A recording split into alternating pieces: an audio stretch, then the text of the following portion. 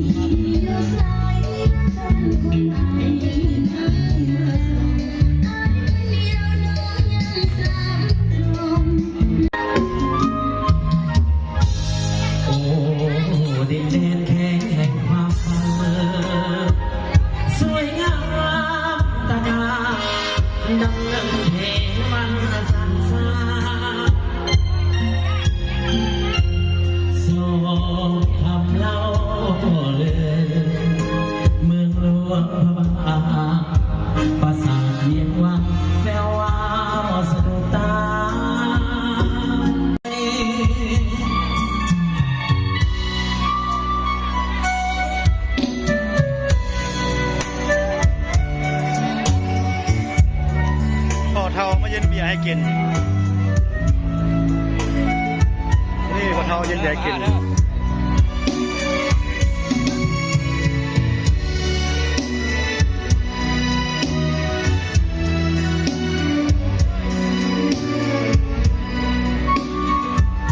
ฉันรักจริงจะรักใจทุกทางเนาะที่สละโอกาสเวลาตาวงานเนาะเจ้าข้าพเจ้าขออนุญาตเนาะสบายดีทุกทานทุกแขกที่มีเกียรติทั้งหลายทั้งท่านยิงและท่านสายเนาะหรือว่าพนักงานพนักตำรวจทุกทานเนาะกษัตริย์วันนี้โอกาสดีในงานวิวาห์ระหว่างสองฝ่ายเจ้าภาพเนาะคือลูกหลานสาวและหลานชายของพวกเราคือทาน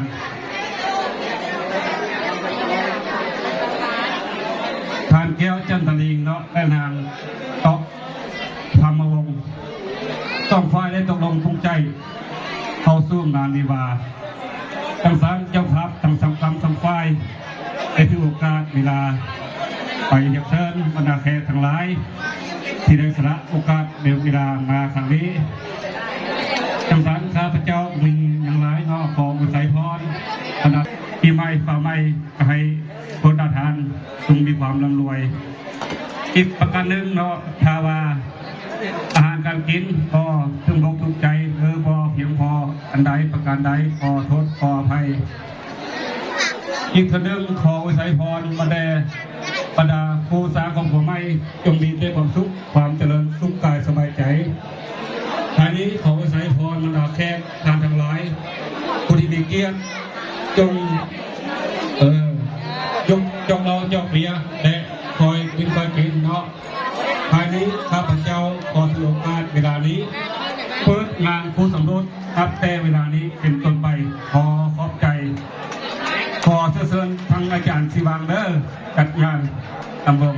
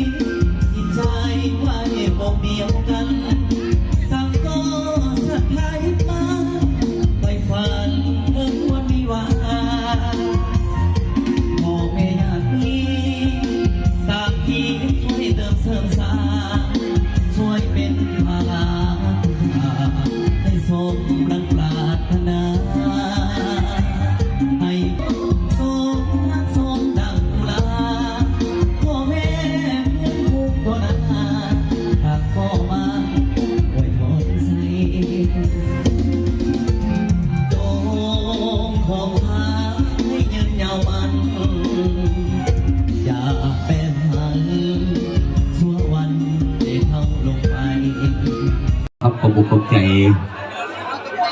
ข่าวคำยินดีครับจะบางจะสาวด้วยนะครับครูสมบัติไปแล้วขอแสดงความพิเศษเป็นเกียรติเช่น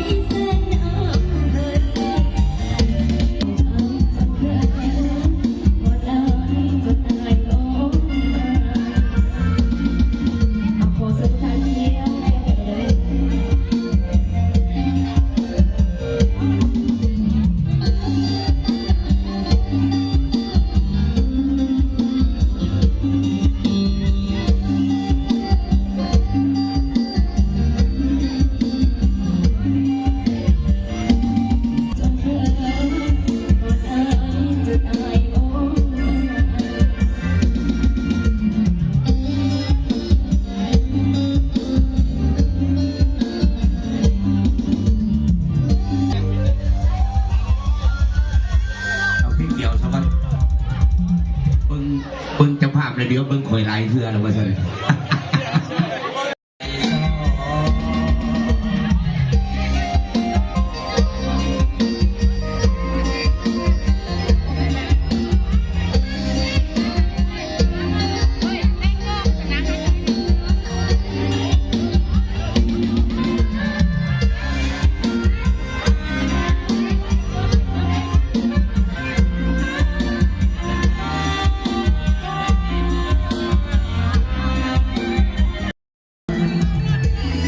การที่การทางในบ้านเกี่ยวกันไปเด้อเกี่ยวสายใหญ่กว่า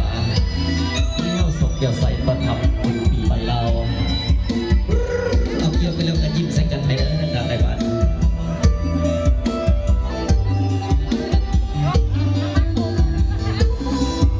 เอาดอกเตอร์โยกจากเมื่อแล้วเป็นว่าจากโกหนึ่งนะ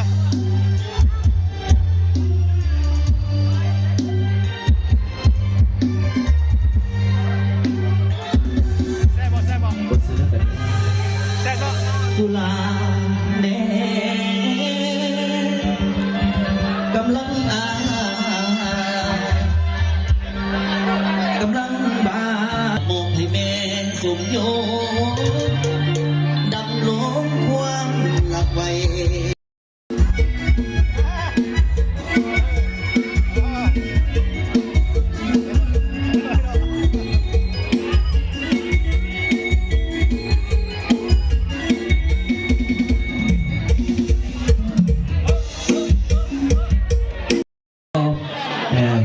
เอาคะแนนแม่พวกนี่แสดงออกก็เบิดทาโดนน่ะได้นี่ออกไปคั่วเพื่อสิหอดไม่เดินง่ายเด้ ยกแล้วแม่กู สิมีสิ รับบัน มี ทึก แม่ รับบันทึก แมวน้ำเด้อหอมดีเด้อโอ้ยไปแล้วไป เสียเสีย เ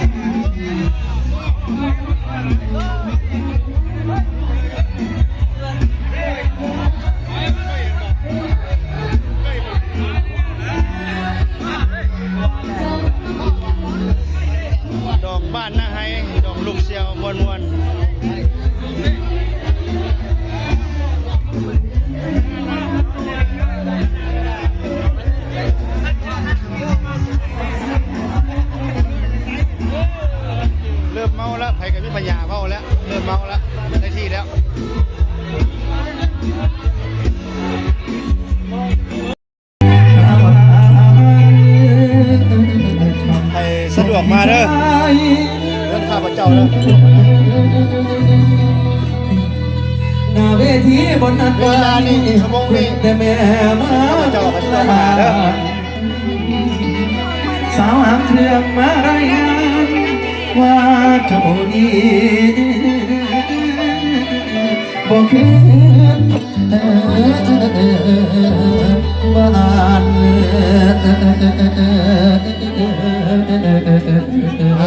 มาหาพาชิลกมาหา พ่อเรามาสิ่งข้อมูล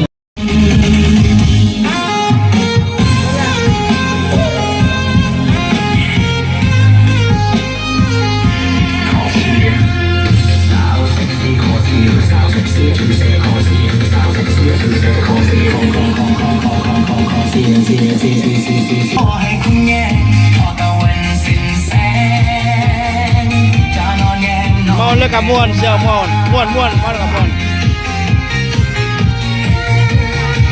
หากได้สาวเซ็กซี่คู่ชีวิตตายอายบ่นายแน่